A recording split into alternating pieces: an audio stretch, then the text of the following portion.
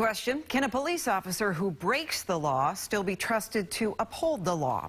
On Friday, 8 on Your Side told you about Hillsborough State Attorney Andrew Warren's so-called Brady List. Nearly 90 former and current officers whose credibility could be called into question in a court of law. 8 on Your Side's Victoria Price obtained that list. She has been digging through the names. She joins us live tonight with more. Stacy, from what we know, the majority of the officers on that list are no longer active duty here locally in the area, but roughly a dozen or so of them still are. And that includes one Plant City police officer whose duties include patrolling for the same crime that he committed.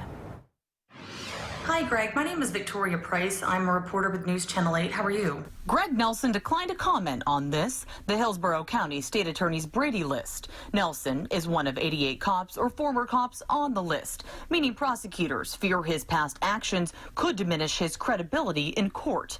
But it didn't stop Plant City Police from hiring him.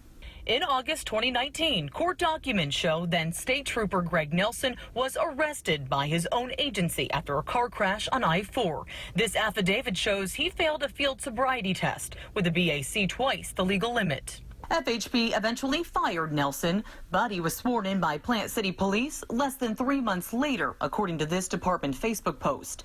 A spokesperson confirming to 8 on Your Side, Nelson remains with Plant City Police as an evening patrol officer.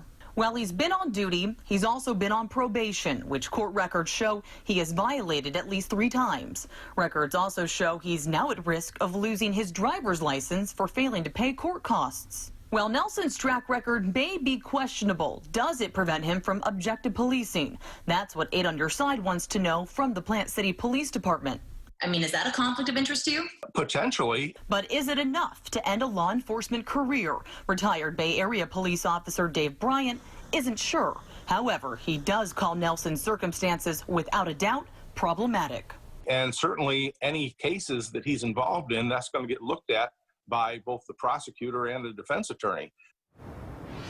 And Plant City Police did get back to me late today describing Officer Nelson as the model police officer, somebody who accepted responsibility for his actions. So even though his past may not be perfect, the police chief telling me this was a young man who deserved a second chance. Stacy? All right, Victoria Price live in Tampa. Thank you very much. If you have